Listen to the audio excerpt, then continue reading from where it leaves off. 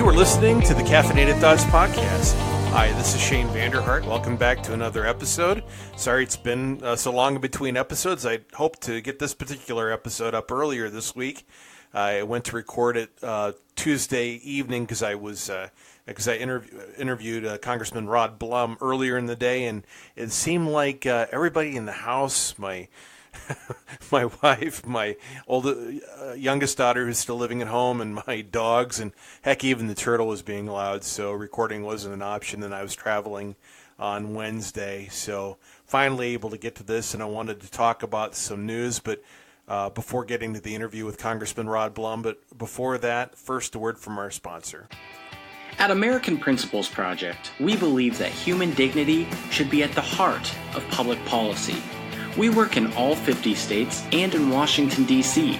to promote life, religious freedom, local control over education, authentic economic progress for working Americans, and a return to constitutional principles such as federalism. Want to help American Principles Project? Visit our website today, AmericanPrinciplesProject.org. That's American Principles, P-L-E-S, project.org.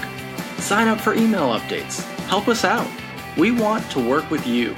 That's AmericanPrinciplesProject.org. I am back, and as I record this podcast, I have my new 6-month-old puppy. He's a silver lab named Gunner. I was about to say Gummer. We really debated long and hard whether we were going to change his name. His given name was Gunner. I wanted to name him Spurgeon. That was shot down. I tried some other theologians' names and quickly shot down. So we're keeping it Gunner just out of fairness to him because he's actually responding to it. So he's a cute guy, but man, he's gassy. So be thankful that that smell has not accompanied this podcast. I'm glad they have not invented that technology.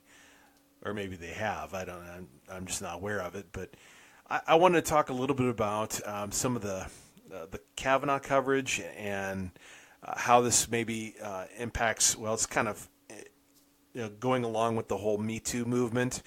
I'll just say this: I think the Me Too movement has been largely positive. I think it's been long overdue.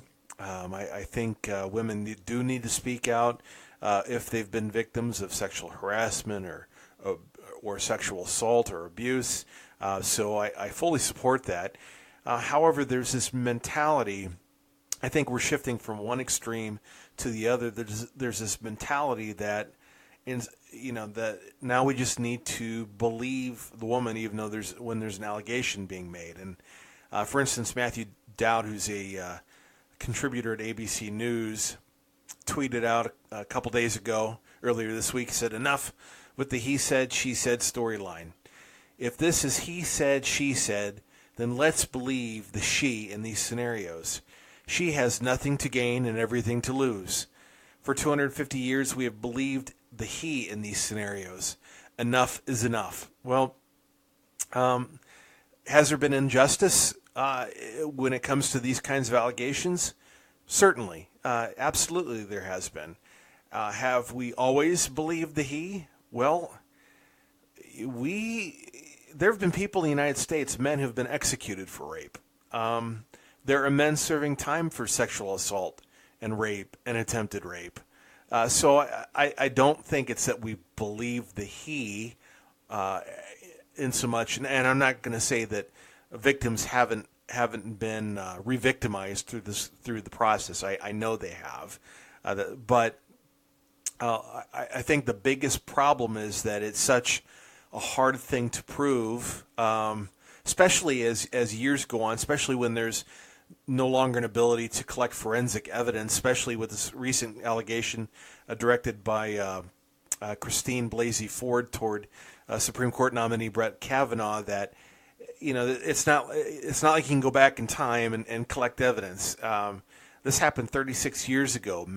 There's a statute of limitations on these kinds of cases for a reason, because memories are horribly, deceptive and fuzzy, and they, you sometimes tend to embellish or you misremember over time, and that's, my approach to this it's not that I don't believe, you know, I think Christine Blasey Ford and any woman that steps forward with the allegation of sexual misconduct, whether that's attempted rape, whether that's sexual harassment, whether that's, rape or some other type of sexual assault, I think it's important to hear them. Definitely it's important to hear them. But to just automatically believe them because an accusation was made, well, here's the problem. We've seen on college campuses, a woman makes an accusation and a young man's life is absolutely ruined, and there's absolutely no due process. The Duke the men's lacrosse team was accused of sexual misconduct. I don't remember the exact charges, but that was later proven to be false. And actually, I think the prosecutor got disbarred over it, over that situation. There was a Rolling Stone article that was debunked. So sometimes women do come forward and they do lie. I'm not saying that's the case with Christine Blasey Ford. There is one possibility. Let's see. Kathleen Parker in the Washington Post wrote an article, Is there a Kavanaugh doppelganger? She wrote, quote, in one of Brett M. Kavanaugh's responses to allegations that he sexually assaulted a 15-year-old girl when he was in high school, a charge that he has denied categorically and unequivocally, he suggested perhaps this was the case of mistaken identity. Senator Orrin Hatch of Utah, a member of the Judiciary Committee, reiterated this notion, saying that perhaps the accuser was mixed up. And on Tuesday, the Wall Street Journal's editorial board also floated the possibility of mistaken identity. As crazy as that sounds, it wouldn't be unheard of. And given the high regard in which Kavanaugh has been held throughout his life, including during high school, it would make the most sense. Could there be a Kavanaugh doppelganger? His accuser, California psychology professor Christine Blasey Ford, alleges that while partying in a house with other teens, she was pushed into a bedroom and found herself alone with a drunk Kavanaugh, then 17, and another boy, Mark Judge. While Judge allegedly watched and laughed, Ford said Kavanaugh pinned her down on the bed and tried to remove her clothes. When Judge allegedly jumped on top of both of them, she was able to escape and hid in a bathroom until the two boys left. Despite the trauma she experienced, including a fear that her attacker might inadvertently kill her, she did not mention the episode to anyone until 2012 during couples therapy with her husband, unquote. It's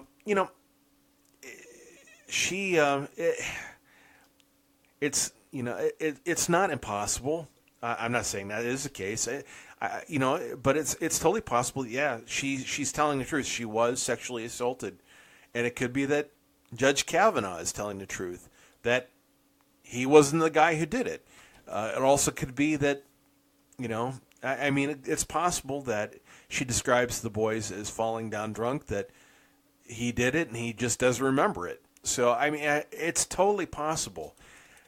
Also, another problem, but we can't just automatically assume because there's an accusation made that we just believe the women. We shouldn't automatically disbelieve the women, but we should listen to them and we should listen to the facts. This is a serious allegation. I've been largely skeptical. Some might ask, and I've been asked, hey, didn't you believe the accusation surrounding Roy Moore? And I'll explain why. I did. Mainly because there was corroborative. I'm saying that I can't speak today. Corroborative evidence. There was evidence that she was telling people, the women that said he had sexual misconduct toward them when they were teenagers, and he was a young man. I believe in his late 20s or 30s. I don't remember exactly what his age was at the time, but. There was evidence that they were telling people about this at the time. There's also evidence that he was actually present in the community when they said this took place. There were other witnesses. There were multiple witnesses. There was a pattern. So, while it's possible, yes, that Roy Moore is innocent, I think the evidence suggests that it's likely he did what he did, which is why I didn't support his Senate campaign. Not that I, being an Iowan, would vote anyway, so my opinion didn't really count toward much. But I didn't want to support him because I think there was enough there that made me say, this seems credible. So the question I'm asking, with the accusations towards Judge Kavanaugh is, are these credible? I don't see a pattern. Matter of fact, he's had 2 women that he dated come up and speak on his behalf. He's had other women that he knew in high school, 65 of them, sign a letter saying that that testified on his on behalf of his character. They've talked with some of Dr. Ford's classmates saying, well, we heard about parties, but nobody's heard specifically about this allegation, specifically with Judge Kavanaugh. So we're not seeing corroboration. Even there's discrepancies with the therapist notes. She provided therapist notes from her couples counseling back in 2012. She said 2 boys were involved, Mark Judge and Brett Kavanaugh. However, the therapist notes said 4 people were involved. She says it was Brett Kavanaugh. The therapist notes, don't mention that. She doesn't mention the exact date. She doesn't talk about exactly where, other than it was somewhere, in Montgomery County, Baltimore, that's a pretty populous area outside of D.C. We've nailed, she was able to, I think, narrow it down to the summer of 1982. Okay, how do you investigate that? I don't know. I think it's going to be extremely hard to verify this, and I reserve the right to change my mind if further evidence is produced, provided that's credible as well. I think how the Senate Judiciary Democrats have handled this has been totally inappropriate.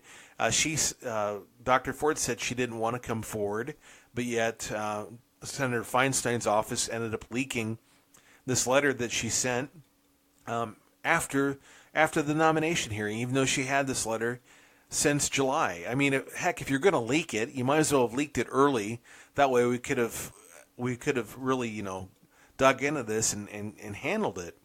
I'm going to say right now, too, if this is true, if this accusation is true, I think it is disqualifying, especially now that he lied in a statement. If it's true, he would have lied in the statement saying when he said, I deny the allegation.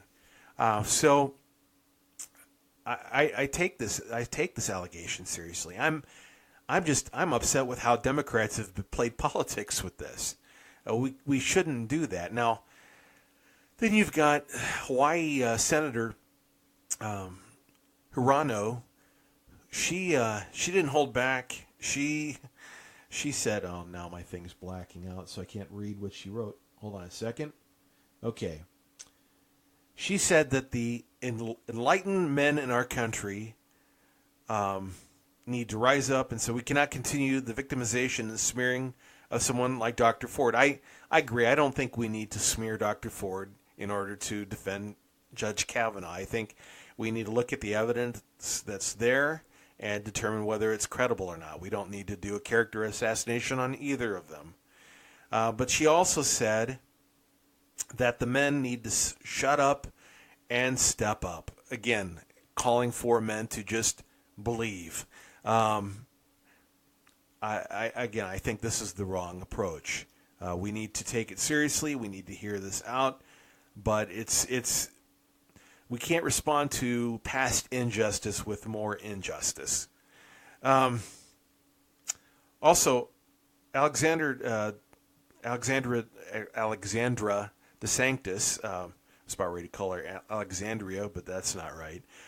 She wrote an article in the National Review responding to Dennis Prager's column where he basically diminished the significance of assault. She wrote, quote, "Conservatives can never advocate ignoring allegations of sexual assault or diminish the importance of protecting women from abuse.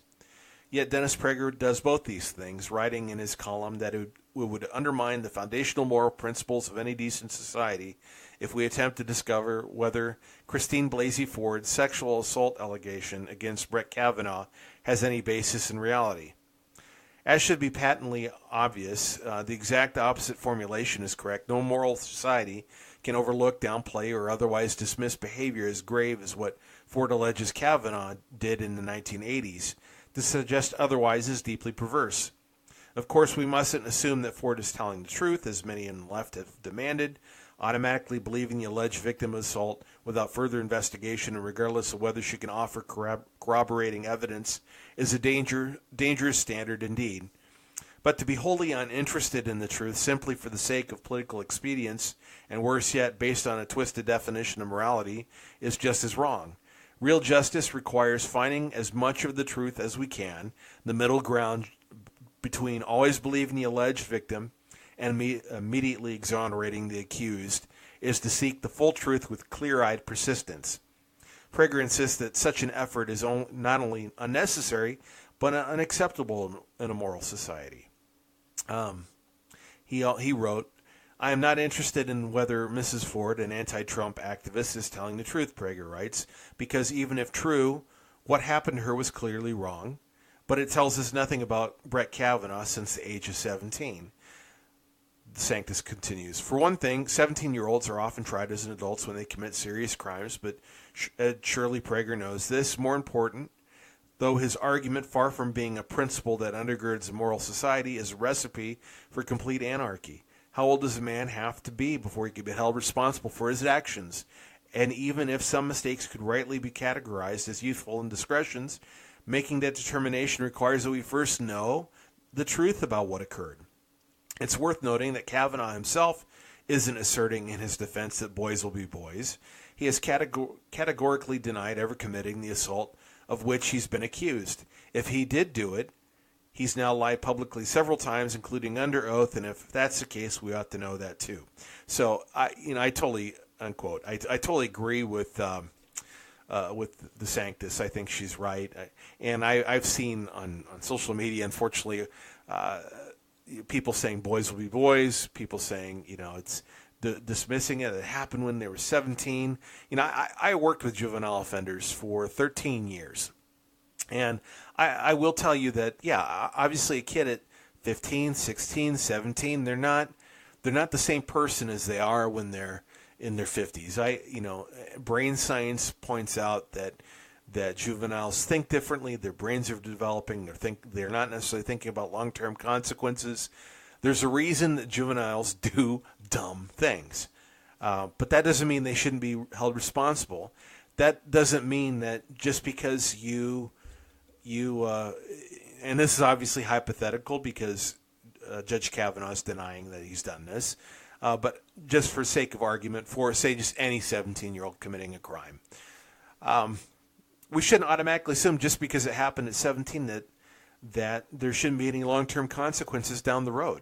I think if you committed murder or rape or even attempted rape, that is disqualifying for some things down the road, especially if there hasn't been any act of contrition. If they haven't come forward, if they haven't apologized, if they haven't tried to make restitution, we can't begin a restorative process without any kind of restitution.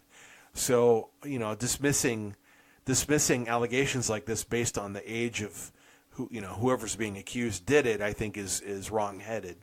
And this idea that boys will be boys is also, it's just dumb. I think it's insulting to women. We should never put up with this kind of behavior. So I think this speaks to the importance for women to, when something like this happens, to come forward. That way there can be forensic evidence. That way justice can be served. And, does the justice system need to improve in this area and how they respond to allegations of rape? Certainly. But, justice isn't going to be found down the road. And I think it's dangerous to, again, just assume now because somebody was accused of doing something like this that they automatically did it. That's dangerous too. So we should learn more as it gets closer next week. Next Monday, there's a public hearing scheduled that Dr. Ford as well as Judge Kavanaugh have been invited to give testimony under oath. So far, Judge Kavanaugh said that he would be there. There's still not a commitment from Dr. Ford. They're saying, well, we're willing to negotiate next week. I saw a news article saying that, so who knows when, if or when she'll actually appear under oath before the committee.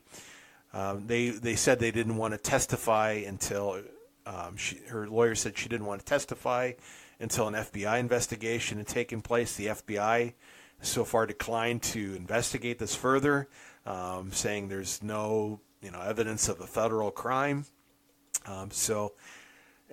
President Trump certainly could probably order them to do it, but honestly, the investigation process with the Supreme Court nominee goes through the Senate Judiciary Committee, especially since the statute of limitations have run out on this, and a criminal investigation really can't take place. So we'll see if that happens, and maybe we'll learn some more. Before I get to the interview with Congressman Blum, I also wanted to mention just a point about the Molly Tibbetts case. There's something I wanted to write about. I just haven't had a chance to do that. It's something that's really bothered me because it's so very basic. Christian Rivera, the illegal immigrant accused of killing Molly Tibbetts, he pled not guilty of the murder charges, and a story came out in the Des Moines Register that taxpayer funding had been used to hire an investigator on his behalf by his defense. And I've seen people on social media complain about the fact that taxpayer money has been used to fund his defense, to have a public defender, and they've insinuated that he shouldn't have the same rights as that a citizen would have, and it's just mind-boggling to me. Our inalienable rights they're not based on our citizenship status. They're not based on our legal status in the United States. Frankly, if you are a tourist here and you're arrested, you have the same right to due process as a citizen. That's not been really disputed. That's just kind of the cornerstone of our legal system. He has the right to an attorney. He has a right to face his accuser. He has a right to a jury trial. He has a right to a defense. And if he can't pay for that defense, the state will provide it for him. I mean, think of it. Think about how much it costs to mount a legal defense. I would, for instance, if I were accused of something, if I were arrested and I had to go to trial, I would have to have a public defender. And you'll say, well, hey, Shane, you're a citizen. Yeah. Well, if I can't afford a defense, I mean, with all the resources that the state can bring to bear to build a case against me and to say, well, we're not going to pay any money for you to have a defense. I mean, that best case scenario for me is I would go bankrupt trying to sell my house or whatnot in order to defend myself against an accusation. Now, I'm not making a statement on Rivera's guilt or innocence. I think he did it. It's likely that he did it. He led authorities to find her, help them find her body. But ultimately, a jury of his peers will have to decide whether he's guilty beyond a reasonable doubt. And in the United States, we have a presumption of innocence before guilt is proven. So, and those same, that same standards applied to anybody, whether they're here legally, illegally, citizen, non-citizen. It doesn't matter. And I'd hate to think the kind of country it'd become if that weren't the case. So, can we knock it off? Yes, this is an emotionally charged case. Yes, people are upset about his legal status, or I should say his lack of legal status. But he has a right to a defense. He has a right to an attorney, and we shouldn't deny him that, and he can't be denying that. So complaining about it that it's not going to change anything. And frankly, at least if he's found guilty at the end of this process, we could say he's had a fair trial. So next, here's my conversation with Congressman Rod Blum. Talked to him about his campaign, some of the issues that he's working on, as well as a ethics violation complaint made against him. The House Ethics Committee is starting to investigate a complaint made. He addresses that. We also had a drop call, so the audio is going to get a little funky. I have to do some editing, but just so you know, he was driving in rural northeast Iowa, and we lost signal, and we were able to reconnect and finish the interview. So if it gets a little choppy, that's why. But without further ado, here's my conversation with Congressman Rod Blum. Hey, Congressman Blum, thank you so much for taking time to talk with us today. Welcome to Caffeinated Thoughts Podcast. Oh, it's good to talk with you, Shane. Hope all is well. Yep, going well. So, first of all, we're having some interesting times. Just want to ask you, you've had a contentious race so far. Some interesting things have happened, I think, in your district with your office and such. What's it been like on the ground for you guys? I'd say on the ground, first contentious race, I'd say my first race with Murphy was contentious. My second race with Monica Vernon was contentious. So they're all contentious because, Shane, every 2 years I'm one of the top 3 or top 5 targets of Nancy Pelosi, right? And the National Democrats. So they're usually throwing everything in the kitchen sink against me.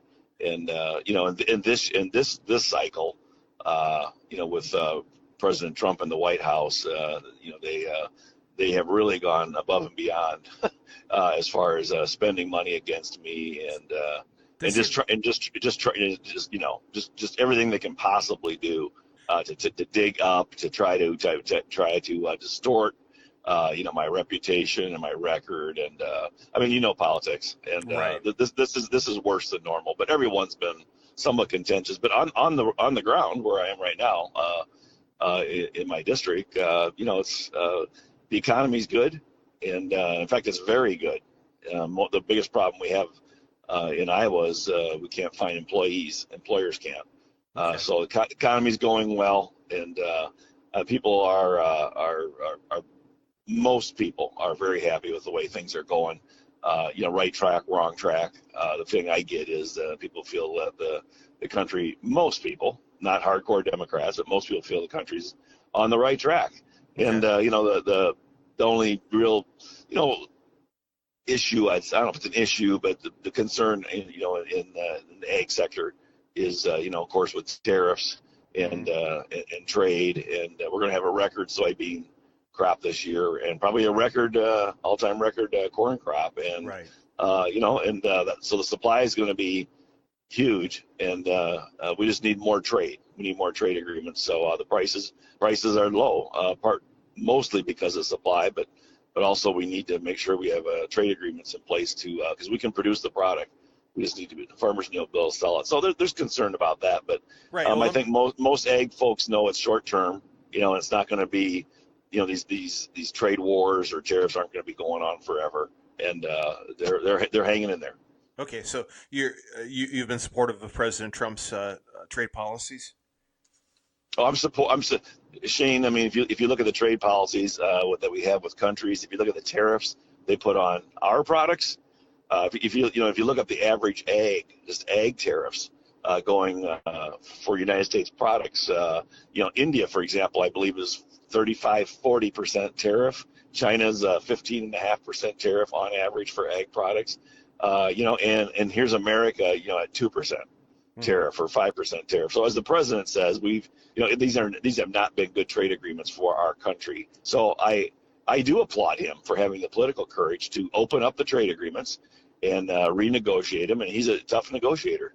Right. And I think there is obviously a little bit of short-term pain here, but I think we're going to have long-term gain once these, just like Mexico, we've concluded that trade agreement. And have you been able to my look at the understanding details? is it's much better my understanding is from people who do know the details much better than the one we had.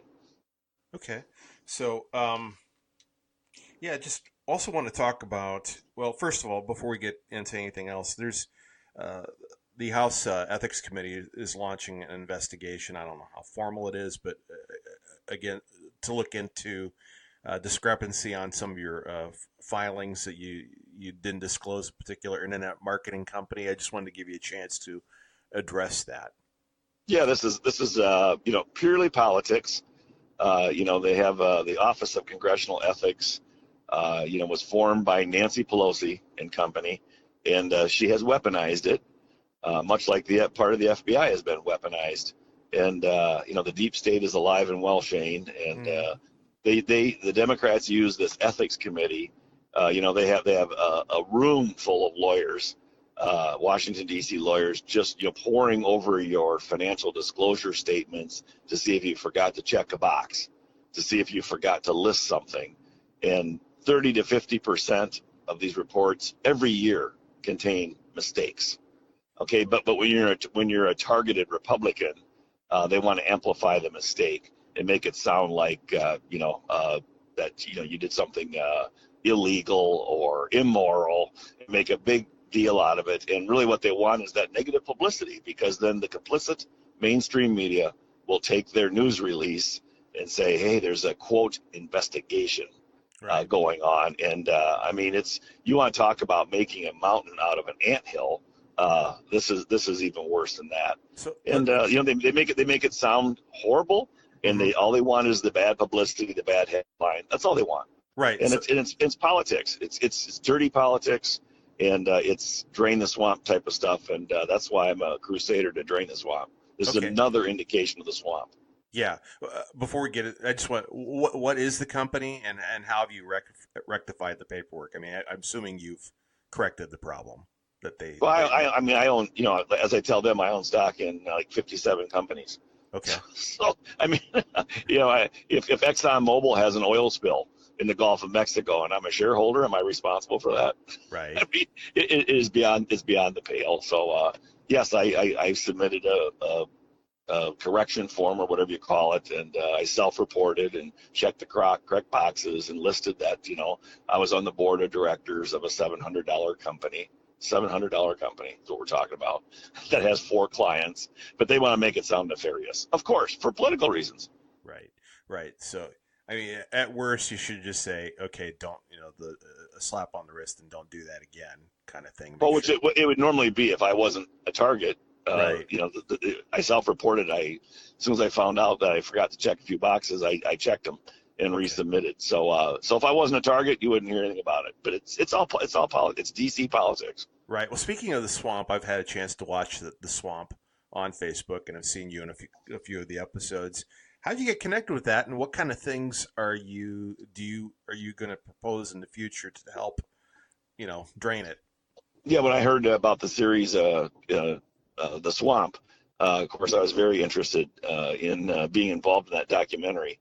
And it's got, some of the episodes have had like 7-8 million views, which is a lot. So that's good. And it's just a group of courageous, a few of us. Thoughts is getting close to that. No, I'm just kidding. Yeah. Well, good for you. I wish. But a few of us courageous congressional members, that will, if you will, we lift the skirt a little bit on what goes on really in Washington D.C. and show people what goes on behind the scenes, and it's been eye-opening how swampy it is. Yeah, and I've gotten behind legislation for term limits. I've gotten behind legislation to eliminate first-class air travel paid for by the taxpayer, eliminate $1,000 a month luxury car leases for members of Congress paid for by the taxpayer, eliminate the Cadillac Congressional Pension Program. I've gotten behind legislation to cut our pay every year that the budget isn't balanced. I've gotten behind legislation to tie our pay to the pay of the average American. I've co-sponsored legislation. I've authored legislation to say lifetime ban on lobbying if you've served in Congress. And I also was on Ron DeSantis's bill to end the Congressional Sexual Harassment Slush Fund. That $17 million has been paid out of. And so I'm on all those bills, and everything I just mentioned. None of them have had votes yet. None of them have come to the House floor yet. But I continue to battle, and I won't stop. And hopefully with President Trump, who is from outside the political world, and says he wants to drain the swamp, I hope we can get a vote, particularly on term limits. I'm absolutely convinced we need them. Okay. So, just a counter argument, I'm actually sympathetic towards term limits. I'd like to see them, but I know some people say, well, hey, the people already there is the ability to limit terms by, you get elected every 2 years. So how do you respond to that? Well, if you, there's a lot of people, but I respond to, there's a lot of people that have been in Washington, D.C. for 20, 30, 40, 50 years. And I just don't think that was the founding fathers' vision of a citizen legislator. And Right. I think turnover is good. I think new blood is good. And I just don't think, I don't think politics, particularly Washington, D.C., should be a career. And a lot of these guys and women become entrenched, Shane. Mm-hmm. They seldom go back to their districts because they don't need to. They're in a safe Democrat district or a safe Republican district. They live in Washington, D.C., and they kind of forget about their constituents, and they raise so much money in the swamp that it's so difficult to knock off an incumbent. Really difficult.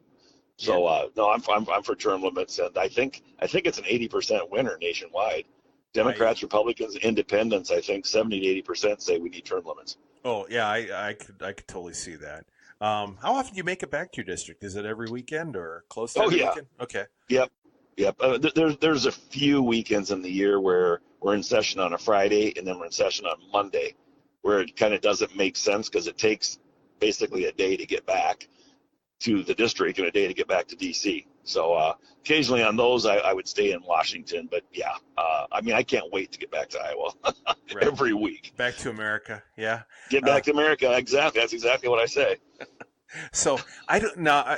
I know I asked you this the very first time I interviewed you before you won your first election, but I don't remember what your answer to this. Are you going to term limit yourself even if term limits doesn't get passed? Well, I get asked that a lot, and I always say I'm not going to unilaterally disarm. Okay. I mean that'd be like the United States saying, we would love to see a world free of nuclear weapons, and then the question would be from China or from Russia. Well, you gonna get rid of all your nuclear weapons first? Well, of course we're not. Right. So it's like I want term limits for everybody. We all operate on the same rules, and I'm not going to term limit myself. But trust me, I do not plan to to be in Congress 10 years from now. Okay, fair enough. You are working on some prison reform efforts. Tell me a little bit about the Clean Slate Act and what it does. Yeah, it's a bipartisan bill between myself and Lisa Blunt Rochester, who's a Democrat from Delaware, and it basically says I really love the bill, and it's got I think 18 members of the Black Caucus, in fact, have supported the bill as well. It basically says if you were incarcerated for a nonviolent crime, and that's a key here, nonviolent crime, that when you're released, you can petition a judge to have your records sealed, so that when you apply for a job, an employer, would not have access to know that you were incarcerated. Oh, you're breaking up. You traveling? Is people coming out of prison? I mean, the recidivism rate is like 75%. It's very high. But if they have a support group, family members, somebody that care about them, A, and then B, if they have a job, the recidivism rate drops by 20%. So we want to help people, get those jobs so they don't end up back in prison. And we need them. We need the workers here in Iowa. So it's a win-win. And it's only non-violent criminals. Okay. If somebody committed a violent crime, no, their record is never going to be sealed. And a judge can always, they petition a judge and make their case before a judge. A judge can always deny the petition and say, no, we want to keep your record open, for whatever reason. Right. I'm excited about the bill, and I just, when you think about 3/4 of the people that get out of prison are going to end up reoffending. Wow, I mean that's a heck of, that's bad for the person, obviously, and it's also very expensive for society, right? Because it costs a lot of money to incarcerate somebody in prison for a year. It So does. let's for nonviolent folks, let's try something a little different here and see how it works. Well, I worked with juvenile offenders for 13 years, and I think a lot of people don't understand that oftentimes placements, especially for nonviolent offenders, and it has a tendency to they don't generally come out of it better. they tend Yeah. to there's a lot of recidivism is tends to be higher after you get placed compared to somebody who's maybe doing some sort of community orientation or a program or probation. So, I think as a society, Shane, that we can't control if they have a supportive family when they right, get out. We can't control that, but we can control a little bit. We can kind of help them, in the job market. right. And I think by having their records sealed, I think that would help them get a job, and that's going to hold down them going back to prison. So the taxpayer wins in that case, and obviously the former inmate and their family win as well.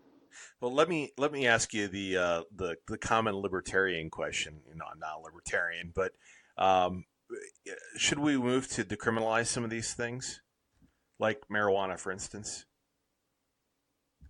Well, first of all, I'm a 10th Amendment guy. I'm a states' rights guy. So I think it should be, I think states should vote on that, Okay. if they want to legalize marijuana or not. I don't know how many states out there. Is it I 5 or think 7? well, Some number of states, marijuana is legal. In I think every state, if it's an issue in that state, should be brought up and have a vote in that state. And right. Yeah, I think Colorado and Washington are the only recreational use legal. They're the ones that legalize recreational use, but I think you're right. There's about 5 that do medical I've marijuana. been very supportive in Congress of cannabis oil Hmm. for especially for some of these special needs kids who have epileptic seizures. Some of them are Yeah. having almost a grand mal seizure a day, and the little cannabis oil under their tongue, which is non-hallucinogenic, Hmm. really cuts down their seizures. I've been fighting to try to federally get that off of make that not a Schedule One drug. Same thing with these hemp oils. Also, medical marijuana. I'm very supportive of medical marijuana. I've been fighting for those things, but for recreational use, it's like let the state of Iowa vote. Okay. Just also want to ask about the budget, and it seems like spending continues to increase. Uh, is there going to be any effort to really address the debt? It doesn't seem like anybody's serious about doing that.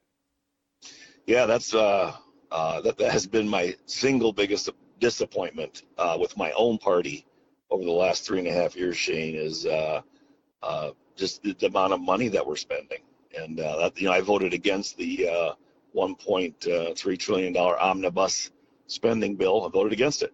We're spending too much money, and and as Reagan would say, we don't have large deficits because we tax too little. We have large deficits because we spend too much. And we have all-time record revenues right now going into the federal government, Shane. Hmm. All-time record revenues. So the tax revenues is not the problem. It's Right. the spending side of the equation, and we need to. And I wish we would. I don't know if we need a balanced budget amendment.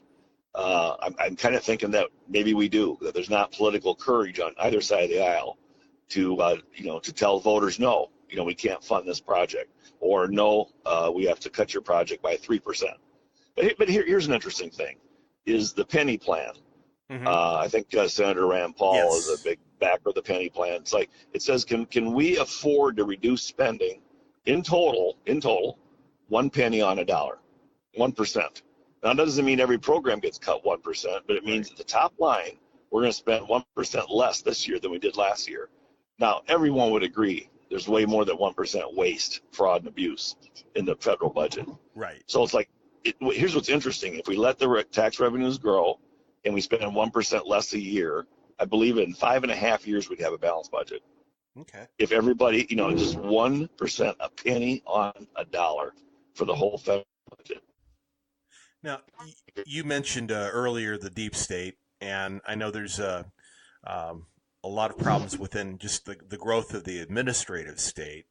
How how do you think that what can be done to address that, to put a check on the executive branch, and not so much that it's not so much, I guess, that the president is the problem as it is just the growing bureaucracy. So what do you think can be done to rein that in? Yeah, well, there's I actually think, are you still there, Shane? Yeah. Yeah, I actually do believe there is a deep state, and I think we've seen it in the FBI. We just saw it with what James O'Keefe just presented today or yesterday about the State Department. And Ron DeSantis, I got on a bill with him. He's from Florida, called anti-burrowing bill, which basically says that if you're a political appointee, by the president, when his term is up, your time is up. And see what happens is these political appointees, they stay on. They're appointed by, let's say former President Obama for 8 years, but then they stay and they don't leave. And it's like, okay, when Obama's time is up, your time is up. And I think, I'm against career politicians, right, but as big a problem as career bureaucrats. So, and I think we need to get rid of them as well. And maybe we just term limit bureaucrats. And that's the point. We got cut off, and we were able to reconnect about 20 minutes later. So here's the rest of the interview.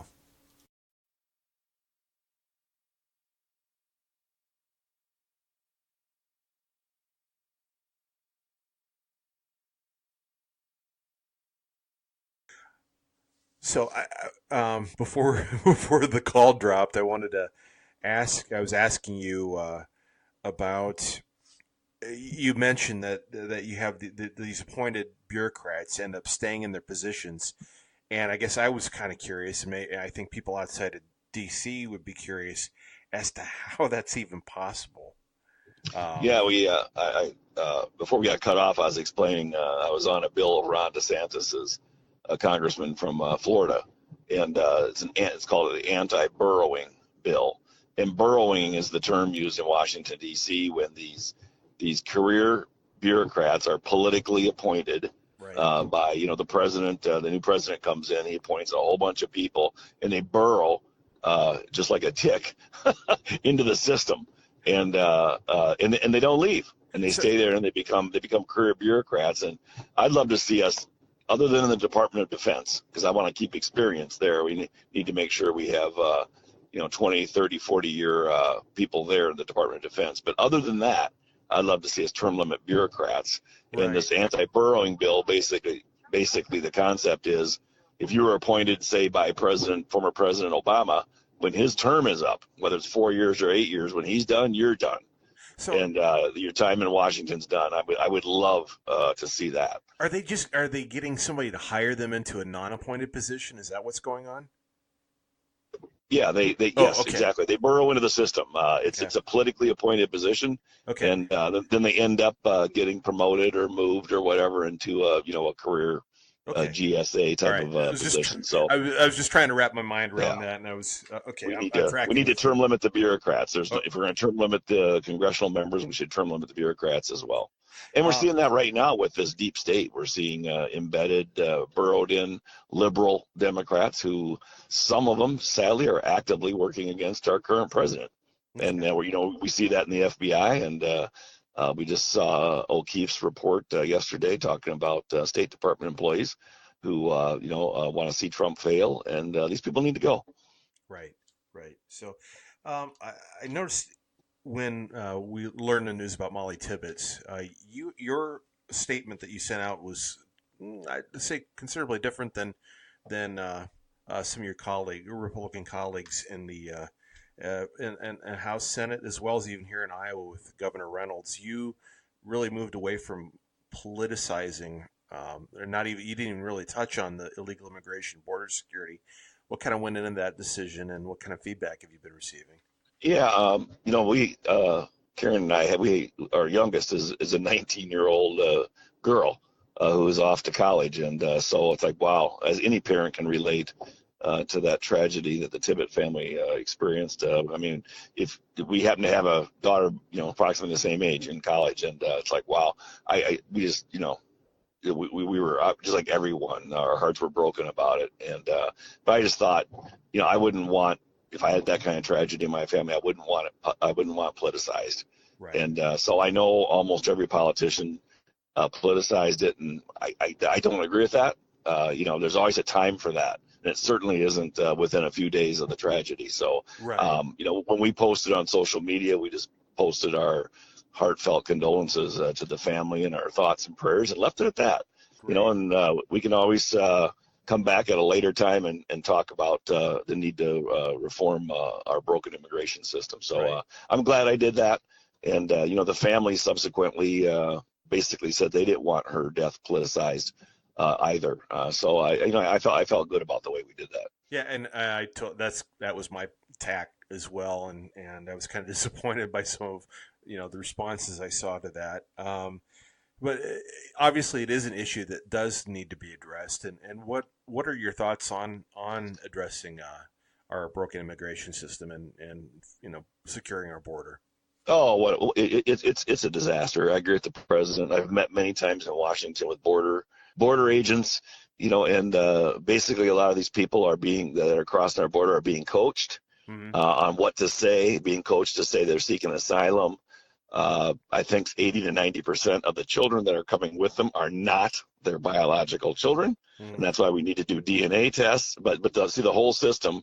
They're being coached on how to take advantage of our broken immigration system. And I agree with the president. I mean, we need comprehensive immigration reform very, very badly because we're being played for fools, quite frankly. And we need to control our borders. We should decide who comes across. If you can swim the Rio Grande, it shouldn't be, you can become a United States citizen. So we need to decide who should be citizens, who shouldn't be. It should be a merit-based system. Do we want PhDs? Do we want manual laborers? What does our country need? And how can the people that we let come across and become citizens legally, how can they help our country? Shouldn't that be that should be the question we ask? How can they help our country? So we need more employees, here in Iowa, that's for sure. Right. And so I'm for increased agriculture temporary work visas. I'm probably for increased legal immigration, but we select the types of folks that we want. So, we need to secure the border. I'm for fully funding a border wall. And people say that we can't control our border. That is absolutely an incorrect statement. We don't. Our folks that are controlling the border, their hands are tied by some of our insane immigration laws. Oh, that and the Flores consent decree, I know, definitely puts them in a bind as well. Question: what's your thoughts on a legislative fix to DACA? Yeah, well, it's part of the young people that are here for DACA. I don't really hear too many people in Washington say, "Hey, we should deport them." Okay. If they haven't committed crimes, if they're productive members of our society, a lot of them have been here, for quite some time now and have grown up in our country. I don't hear people saying, "Let's deport them." But I also am old-fashioned, and I believe in the rule of law, and I don't believe you should be rewarded for breaking the law. Whether it's you or your parents, whoever brought you here, they should not be rewarded for breaking the law. So I don't think I'm for deporting, the DACA folks, but I'm also not for saying, "Hey, you can become citizens now." So maybe a compromise is there's some type of legal status that they get, and so they won't be deported. So they don't have to worry about being deported every month, and but maybe they can never have legal citizenship, or maybe they get in the end of the line for citizenship, because there's a lot of people that have waited 15 and 20 years to do it legally to come to this country, and it's like that's very unfair to those people that do it the right way, to actually reward people who decided to break our laws. Last question, because I promised only like 5 minutes. We're already over that. What are your thoughts on the Speaker Ryan's replacement? Who are you polling for? Well, Jim Jordan is a personal friend of mine, and he's a member of the House Freedom Caucus. And Jim's a fighter. And you mentioned we talked earlier in the podcast, Shane, about the debt, the deficit, and the spending. And things like that, in immigration reform. I want somebody that's going to if we have the majority still, that's going to be a speaker that's going to get in there and battle, and is going to fight to make sure we balance the budget, and fight to make sure we secure the border, and fight to do those things that we told the American voters we were going to do. I mean, so many things get complicated in Washington, and I think it's done on purpose. I really do. So the average person doesn't understand or have time to understand what it is we just voted on, what it is we just did. And, we passed over, I think, 700 bills in the House of Representatives in this session. I'd rather have us pass fewer bills and have us pass more important bills, like immigration reform, like term limits constitutional amendment, like a balanced budget constitutional amendment, and let's build the $18 billion border wall of Mexico. Let's tackle the big issues. But we need leadership. We need leadership, and we need somebody that's going to stand up and battle. At the end of the day, it's government. You might have to compromise, but let's at least fight a good fight before we compromise. It seems to me like our side tends to fake fight to make folks back home think, oh, well, the Republicans really fought for this.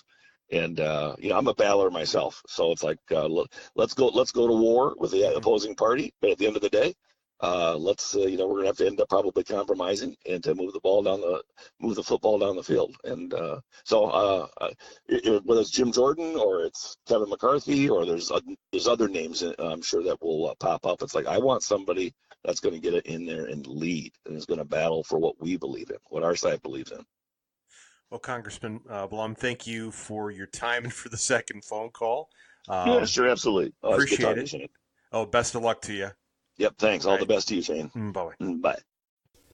And that concludes this episode of the Caffeinated Thoughts Podcast. Thank you so much for listening. Hey, if you happen to be listening to this podcast somewhere other than on our website, please be sure to go to caffeinatedthoughts.com. That's caffeinatedthoughts.com. You can follow us on Facebook. You can follow us on Twitter. You can sign up for email updates. You can follow us on Flipboard and Google Plus and let's see LinkedIn and even Pinterest. If you want to stay connected, you can sign up for our emails. That way our updates will come to your email. That way you don't miss a single article. Also, you can listen to our podcast. I encourage you to subscribe to our podcast on iTunes. And if you listen on iTunes, please give us a 5-star rating. We'd appreciate that. Google Play, Spotify, Stitcher. Who am I missing? SoundCloud. I'm probably missing another one, I think. Anyway, those are the primary ones. So please be sure to subscribe, to a mobile app that you find convenient. You should be able to find us there. If not, shoot me an email, Shane@caffeinatedthoughts.com, and we'll work on making that happen. So, hey, this is Shane Vander Hart, and until next time, my friends, take care.